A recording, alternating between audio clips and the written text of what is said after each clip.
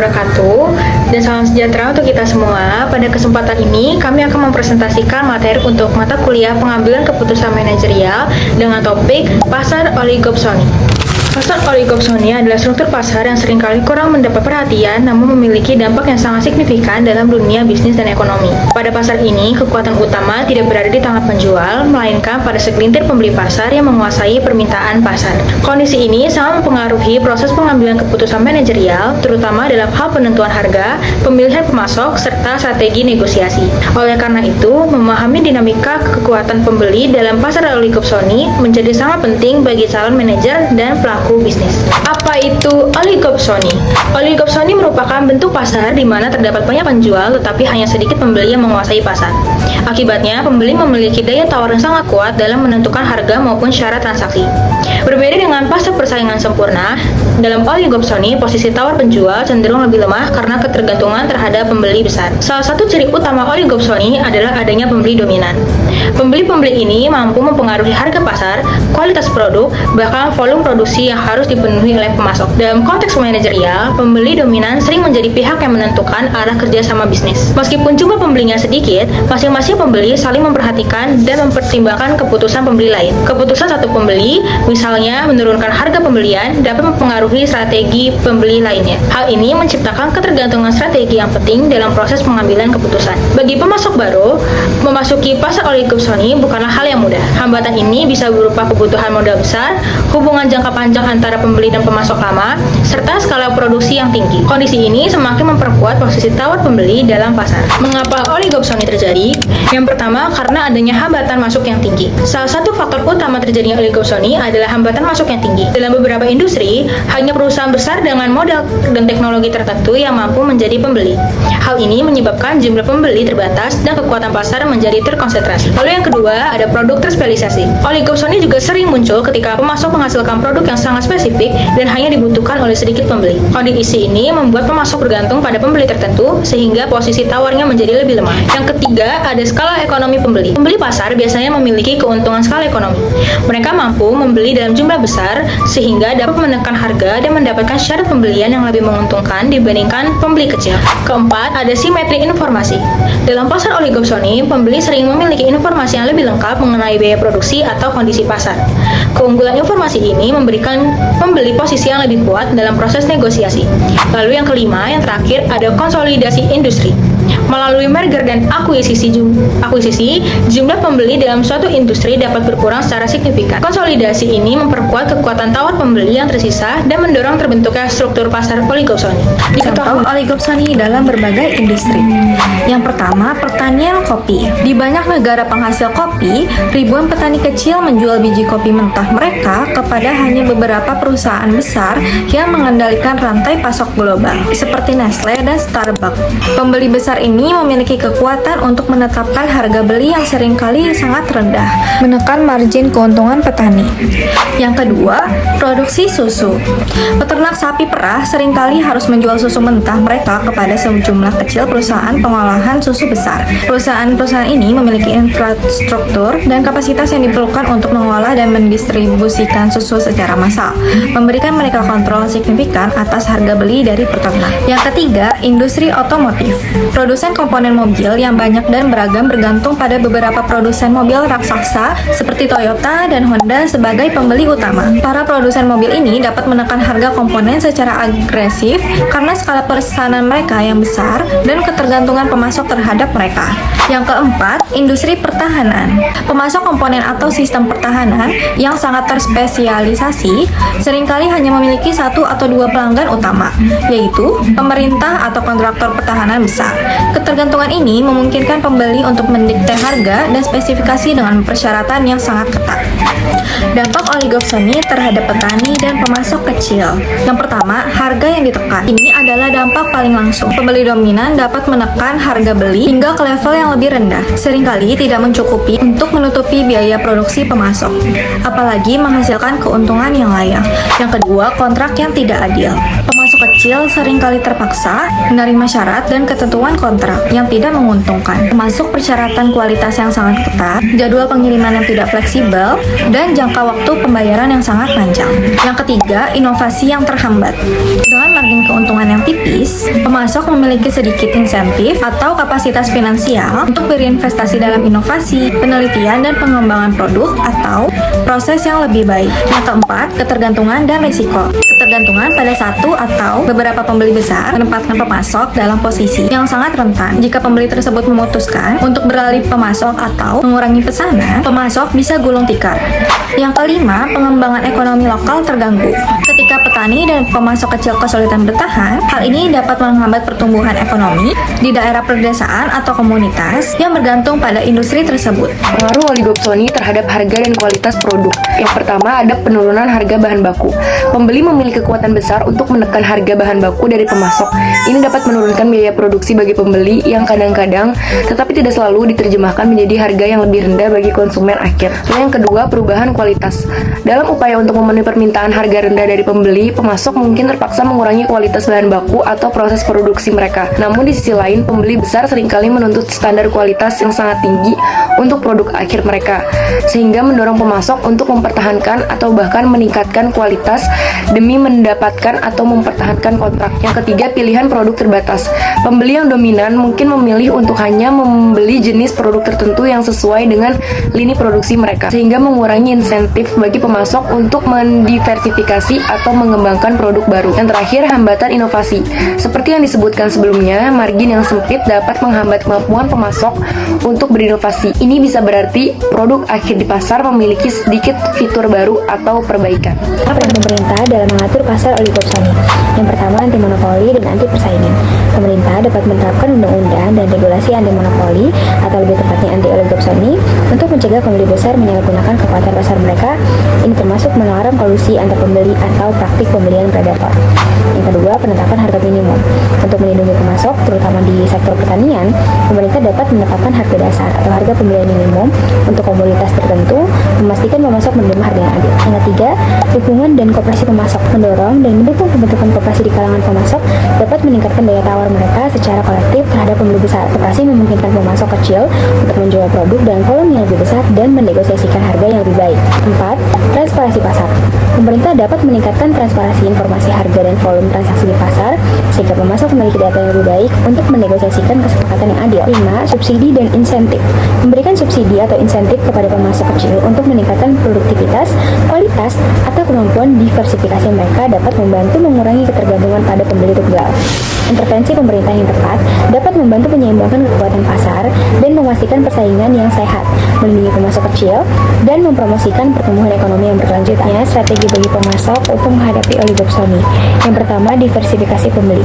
Jangan hanya bergantung pada satu atau dua pembeli, cari pembeli alternatif, baik lokal maupun internasional, untuk mengurangi resiko ketergantungan dan meningkatkan daya tawar. 2. Bergabung dalam koperasi atau asosiasi. Bersatu dengan pemasok lain untuk membentuk koperasi atau asosiasi. Ini memungkinkan negosiasi kolektif dengan pembeli, memberikan kekuatan tawar yang jauh lebih besar. 3. Meningkatkan nilai tambah produk. Alih-alih menjual bahan mentah, ubah produk menjadi bentuk yang lebih jadi atau memiliki nilai tambah. Ini bisa berupa pengolahan, pengemasan, atau branding, sehingga produk Anda menjadi lebih unik dan tidak mudah digantikan. 4. Penjualan langsung ke konsumen. Jelajahi saluran penjualan langsung ke konsumen seperti pasar petani, e-commerce, atau toko retail sendiri. Ini menghilangkan perantara dan memungkinkan pemasok untuk mengendalikan harga dan margin mereka. 5. Inovasi dan diferensiasi. Investasikan pada inovasi produk atau proses untuk menciptakan keunggulan kompetitif. Produk yang unik atau berkualitas tinggi akan lebih sulit untuk ditawar harganya oleh pembeli. Meskipun tantangannya besar, pemasok kecil memiliki berbagai strategi yang dapat mereka terapkan untuk memperkuat posisi mereka di pasar oligopsoni dan mencapai keberlanjutan bisnis. Potensi keuntungan dan risiko oligopsoni bagi ekonomi. Yang pertama, keuntungan potensial. Dibagi menjadi 3. Ada efisiensi produksi, yaitu pembeli besar mungkin mendorong pemasok untuk menjadi lebih efisien dalam produksi untuk memenuhi standar harga dan kualitas yang ketat, yang pada gilirannya dapat mengurangi pemborosan. Yang kedua, stabilitas pasokan. Dengan sedikit pembeli, ada kemungkinan hubungan jangka panjang yang lebih stabil antara pembeli dan pemasok yang dapat menjamin pasokan yang konsisten. Yang ketiga, inovasi yang didorong pembeli. Pembeli besar dapat menginvestasikan sumber daya dalam penelitian dan pengembangan atau memberikan dukungan teknis kepada pemasok untuk meningkatkan kualitas atau efisiensi yang pada akhirnya menguntungkan seluruh rantai pasok. Dan yang kedua, ada risiko signifikan. Dibagi menjadi 4. Yang pertama, ada penekanan harga yang berlebihan. Kekuatan tawar pembeli dapat menekan harga hingga di bawah biaya produksi yang wajar, menyebabkan kegagalan pemasok dan mengurangi investasi di masa depan. Yang kedua, pengurangan inovasi pemasok. Margin keuntungan yang rendah dan kurangnya insentif dapat menghambat kemampuan pemasok untuk berinovasi dan berinvestasi dalam teknologi baru. Yang ketiga, penurunan kualitas. Jika penekanan harga terlalu ekstrim, pemasok mungkin terpaksa mengorbankan kualitas produk atau praktik yang berkelanjutan. Dan yang keempat, kerentanan ekonomi regional. Komunitas yang sangat bergantung pada satu atau dua pembeli dominan menjadi sangat rentan terhadap keputusan bisnis pembeli tersebut, seperti relokasi atau pengurangan pesanan. Kesimpulan, yaitu pasar oligopsoni adalah realitas ekonomi yang kompleks dengan implikasi yang luas. Kekuatan yang terkonsentrasi di tangan segelintir pembeli besar dapat membawa efisiensi dan stabilitas pasokan, tetapi juga berisiko menekan pemasok, menghambat inovasi, dan merugikan komunitas lokal. Masa depan pasar oligopsoni akan sangat bergantung pada keseimbangan antara kekuatan pasar alami dan intervensi yang bijaksana dari pemerintah, serta kemampuan pemasok untuk beradaptasi dan berinovasi. Dengan pemahaman yang lebih baik tentang dinamika ini, kita dapat bekerja menuju sistem ekonomi yang lebih adil dan berkelanjutan bagi semua pihak. Selanjutnya ada contoh soal atau studi kasus dari pasar oligopsoni. Di sini diketahui fungsi penawaran petani itu P sama dengan 10 plus Q, dan harga maksimum pembelinya V sama dengan 40. Angka-angka menghitungnya yang pertama, rumus dari oligopsoni, yaitu V min 10 plus Q min Q sama dengan 0. Lalu kita substitusikan, yaitu 40 min 10 min Q sama dengan 0. Lalu disederhanakan menjadi 30 min 2 Q sama dengan 0, dan Q-nya yaitu 15, dapat dari 30 dibagi 2. Harganya P sama dengan 10 tambah 15, yaitu 25. Jadi hasil akhirnya jumlah yang dibeli atau kuantitasnya 15 unit, lalu harga yang diterima oleh penjual yaitu Rp25. Kesimpulannya adalah pada pasar oligopsoni jumlah barang yang dibeli hanya 15 unit dengan harga Rp25 per unit. Hal ini menunjukkan bahwa pembeli memiliki kekuatan lebih besar dalam menentukan harga, sehingga penjual berada pada posisi tawar yang lemah dan menerima harga lebih rendah. Next, saya akan menjelaskan contoh kasus pasar oligopsoni pada komoditas gabah. Dalam suatu wilayah pertanian, terdapat 3 perusahaan penggilingan padi besar yang menjadi pembeli utama gabah dari para petani. Karena jumlah pembelinya terbatas dan petani sebagai penjual jumlahnya banyak, maka struktur pasar yang terbentuk adalah pasar oligopsoni. Berdasarkan soal, diketahui bahwa fungsi penawaran gabah dari petani adalah P sama dengan 2Q. Sedangkan fungsi permintaan gabah oleh perusahaan atau value of marginal product adalah P sama dengan 20 min Q. A. Menentukan pengeluaran total perusahaan atau TC. Maka pertama adalah menentukan pengeluaran total perusahaan. Pengeluaran total diperoleh dari perkalian antara harga dan jumlah gabah yang dibeli, sehingga rumusnya adalah TC sama dengan P dikali Q. Karena harga gabah dinyatakan dengan P sama dengan 2Q, maka diperoleh TC sama dengan 2Q dikali Q, atau TC sama dengan 2Q kuadrat. B. Menentukan biaya marginal atau MC. Maka selanjutnya adalah menentukan biaya marginal. Biaya marginal diperoleh dengan menurunkan fungsi TC terhadap Q. Dari TC sama dengan 2Q kuadrat, maka diperoleh MC sama dengan 4Q. C. Menentukan jumlah gabah pada keseimbangan pasar oligopsoni. Pada pasar oligopsoni, keseimbangan tercapai ketika biaya marginal sama dengan nilai produk marginal, atau MC sama dengan VMT.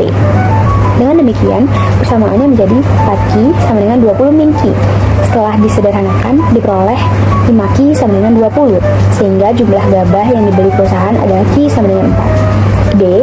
Menentukan harga gabah yang diterima petani. Untuk mengetahui harga gabah, nilai Q tersebut disubstitusikan ke fungsi penawaran petani, yaitu P sama dengan 2Q. Dengan Q sama dengan 4, maka harga gabah yang diterima petani adalah P sama dengan 8. Jadi kesimpulannya, berdasarkan hasil perhitungan tersebut, dapat disimpulkan bahwa dalam struktur pasar oligopsoni, petani gabah berada pada posisi yang kurang menguntungkan. Hal ini disebabkan oleh jumlah pembeli yang terbatas, sehingga perusahaan memiliki kekuatan tawar yang lebih besar, dan harga yang diterima petani cenderung lebih rendah dibandingkan pasar yang lebih kompetitif.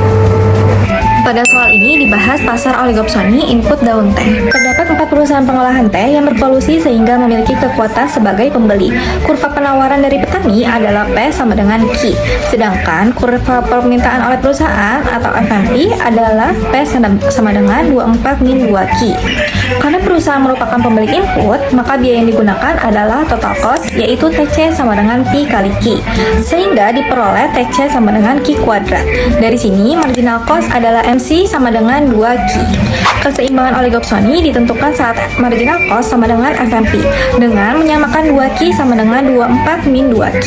Diperoleh jumlah keseimbangan Q sama dengan 6. Harga yang dibayarkan kepada petani ditentukan dari kurva penawaran, yaitu P sama dengan 6. Kesimpulannya, pasar oligopsoni membuat jumlah pembelian dan harga input lebih rendah dibandingkan pasar persaingan sempurna. Diketahui bahwa di suatu daerah terdapat 3 perusahaan pengolahan susu yang menjadi pembeli utama susu dari banyak peternak. Ketiga perusahaan tersebut melakukan kolusi, sehingga pasar input susu bersifat oligopsoni, di mana kekuatan tawar berada di pihak pembeli. Kurva penawaran susu dari peternak dinyatakan dengan persamaan P sama dengan 2Q. Sedangkan kurva permintaan susu oleh perusahaan atau yang disebut dengan value marginal product adalah P sama dengan 20 dikurangi Q. Berdasarkan informasi tersebut, terdapat 4 pertanyaan yang akan kita jawab secara bertahap. Yang pertama yaitu menentukan total cost. Total cost dirumuskan TC sama dengan P dikali Q.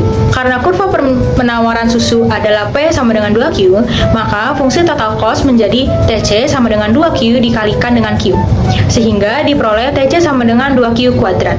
Selanjutnya, kita akan menentukan marginal cost. Marginal cost diperoleh dengan cara menurunkan fungsi total cost terhadap Q. Karena fungsi total cost adalah TC sama dengan 2Q kuadrat, maka turunan pertamanya adalah MC sama dengan 4Q. Ini berarti setiap penambahan 1 unit susu akan menambah biaya sebesar 4 kali jumlah susu yang dibeli. Untuk menentukan jumlah susu yang dibeli pada keseimbangan oligopsoni, digunakan kondisi keseimbangan pasar input, yaitu marginal cost sama dengan VMP. Dari hasil sebelumnya diketahui bahwa MC sama dengan 4Q, sedangkan VMP sama dengan 20 dikurangi Q. Dengan menyamakan kedua persamaan tersebut, maka diperoleh 4Q sama dengan 20 dikurangi dengan Q. Jika disederhanakan, maka 5Q sama dengan 20, sehingga Q sama dengan 4. Artinya, jumlah susu yang dibeli pada keseimbangan oligopsoni adalah sebanyak 4 unit. Langkah terakhir adalah dengan menentukan harga susu yang dibayarkan kepada peternak. Harga ini diperoleh dengan mensubstitusikan nilai Q ke dalam kurva penawaran susu. Diketahui bahwa kurva penawaran adalah P sama dengan 2Q.